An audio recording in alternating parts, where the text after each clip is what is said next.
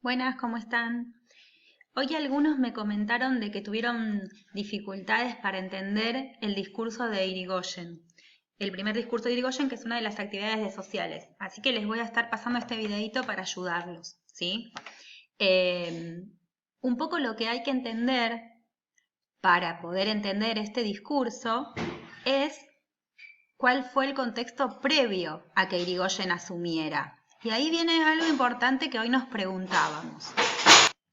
Nos preguntábamos si este discurso que nos presenta la seño para que digamos qué es lo que nos pareció y explicarlo con nuestras palabras fue antes, durante o al final de la presidencia de Irigoyen. Y la palabra clave estaba acá, en asumir. ¿Por qué? Porque asumir es empezar algo, es comenzar algo, tomar el mando. Entonces decíamos que este discurso lo hizo al principio, fue el primer discurso que da Irigoyen cuando comienza su presidencia. Y por eso tenemos que entender un poco qué es lo que pasaba antes.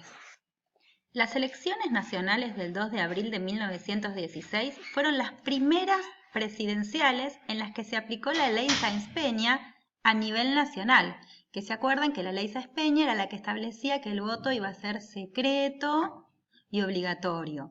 Eso sí, no iban a votar todas las personas como votamos hoy, votaban solo los hombres, el voto femenino fue mucho tiempo después.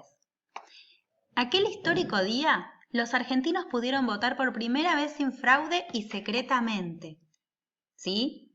Sobre una población de 7,5 millones de habitantes, concurrieron a las urnas 745.000 votantes. Irigoyen fue el primer candidato que recorrió el país haciendo por primera vez una campaña electoral. No daba muchos discursos, pero sí fue como a convencer a los votantes de que lo elijan, y él lo hizo sin dar muchos discursos ni tampoco muchas propuestas, sino marcando como que él iba a hacer el cambio. No dijo mucho cómo, pero sí que él venía a proponer un cambio. Irigoyen obtuvo el 45% de los votos, lo que lo dejaba en una situación de debilidad política, sin mayoría en el Parlamento y con muchas provincias en manos de la oposición conservadora, que controlaban también la Corte Suprema de Justicia y los grandes diarios. Que eso es lo que va a hacer que él después interviniera a provincias y que él los obligara como a tener a los representantes que eran más convenientes para él tiempo más tarde. El radicalismo no prometía medidas revolucionarias, no era que venía a cambiar todo ni nada nuevo. Por eso su política puede ser definida como un reformismo, ¿sí? Lo que quería era hacer una reforma que propuso básicamente terminar con la inmoralidad administrativa, o sea, con lo que estaba mal, con lo que era corrupto, la insensibilidad social, ¿sí? Porque la mayoría de los beneficios eran siempre para unos pocos, y distribuir de modo más equitativo la riqueza proveniente del exitoso modelo agroexportador, que esto ya lo estudiaron cuando estudiaron la generación del 80, que era justamente esta generación de conservadores que asumía el gobierno mediante el fraude, ¿sí? No era por la elección de todas las personas, sino que había fraude. Bueno, y ahora sí, vamos a leer juntos el discurso. Así ustedes después pueden hacer el punto en el que tienen que expresar la opinión. Dar una opinión es decir, si les parece bien, si están de acuerdo con lo que dice, si no están de acuerdo, y la tienen que justificar, ¿sí? Por ejemplo, uno de los chicos decía que él había puesto que le parecía inspirador. Bueno, tienen que decir por qué les parece que es así. Bueno, y el discurso dice así. Ante la evidencia de estas horas supremas y decisivas, el pensamiento se repliega a contemplar el apostolado que elaboró, tramo a tramo, la consagración plena de la obra reparadora. ¿Qué está diciendo acá? Que hay horas decisivas y que es clave lo que pasó, ¿sí? Lo que pasó en las elecciones. ¿Y qué hace el pensamiento? El pensamiento contempla las ideas que hablaban de una obra reparadora, que es lo que ellos vienen a hacer, lo que él viene a plantear, que va a reparar el Estado. En la fe y en la virtud de su vasta irradiación, se cruzaron muchas angustias. Esto es todo lo que pasó antes, ¿sí? ¿Cómo se llegó hasta eso? ¿Qué pasó antes? Y él sigue diciendo, pasaron años de absorbentes fatigas y de inevitables incertidumbres, ¿sí? Que no se sabía qué iba a pasar, no se sabía cómo se iba a seguir, escrutando y afrontando lo que había de rebelde o de inmodelable a la eficacia de sus justas finalidades. Así estuvo como el alucinado misterioso que los refractarios motejaron de una devoción incomprendida.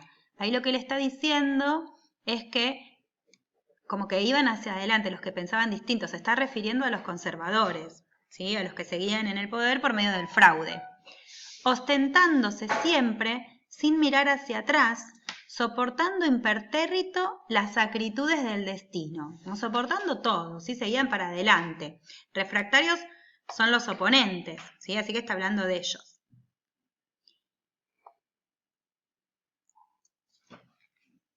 Irreductiblemente identificado con la patria misma, serena auscultadora de sus anhelos e intérprete fiel de sus imperiosas reivindicaciones.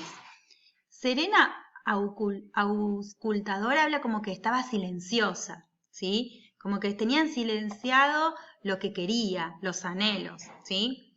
Y hoy, ahí empieza a marcar la diferencia de lo que empieza a pasar ahora, de lo que pasa hoy que él está asumiendo. Acuérdense que esto lo dijo cuando asumía. Y hoy estamos ante la efectividad gloriosa de tan enorme jornada. Y el encanto soñador se transformó en la realidad que nos hace sentir la magnífica verdad de la patria. ¿Sí? Ahora él cómo está en este momento. Se muestra feliz, ¿sí? Ganó. Dejando por fin de mirarnos peregrinos en su propio seno. Un peregrino es alguien que camina. Entonces él dice como que está dejando por fin de mirarnos, que vamos caminando sin saber a dónde ir, digamos. Justo es entonces que esta resurrección, que este volver a empezar, que pareciera imposible, llene de intenso regocijo el espíritu nacional que asumiera todas las contingencias de tan cruenta jornada. ¿Sí? Estaban felices por la jornada, como si un dictado superior hubiera dispuesto que se fundiese en la más indestructible solidaridad. Él habla de que esta fue una jornada solidaria, que fue algo bueno lo que pasó, y como que pareciera que fue algo que fue dictado por un superior, por un dios, como que fue súper especial lo que pasó y que pareciera que por eso se dio así.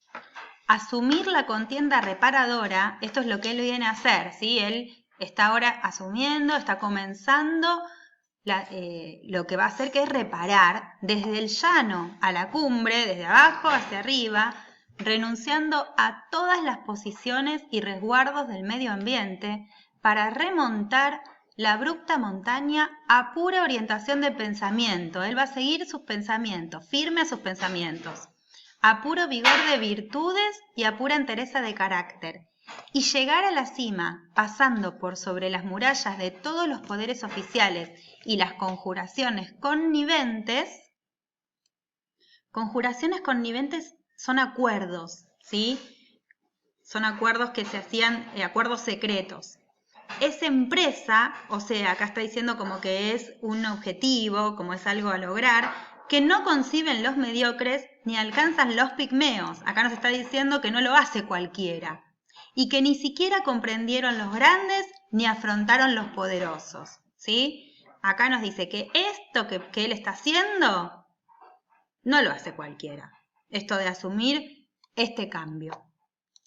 Tan magnas concepciones fueron idealizadas por el genio de la revolución, sentidas por el alma nacional. Cuando dice tan magnas concepciones, dice tan importantes ideas, tan esas ideas superiores. Las idealizaron los que seguían las ideas revolucionarias, sentidas por el alma nacional y cumplidas con admirable excelsitud en una trayectoria de sucesos y de acontecimientos en que culminaron todas las glorias de la patria. Y así es como él se presenta luego de haber ganado ante la multitud. Bueno, y acá con una imagen de Irigoyen termino este video para que ustedes ahora piensen y escriban bien qué opinión tienen sobre el discurso. ¿Sí? Un beso.